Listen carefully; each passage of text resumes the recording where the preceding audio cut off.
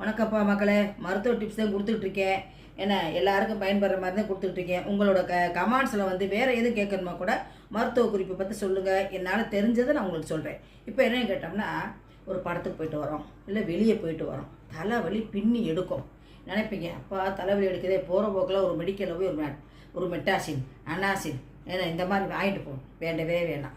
அந்த மருந்தையே நிப்பாட்டிடுங்க. அலோபதி போட்டோம்னா, ஒரு மருந்து போட்டோம்னா அது இன்னொரு ஏதாச்சும் ஒரு சைடு எஃபெக்டை உண்டாக்கி விட்டுருது. ஏன்னா நான் அனுபவப்பட்டு சொல்கிறேன். நான் அந்த மாத்திரை மருந்து தான் ஓடிட்டுருக்கேன். எனக்கு நிறைய பிரச்சனை வந்துருச்சு.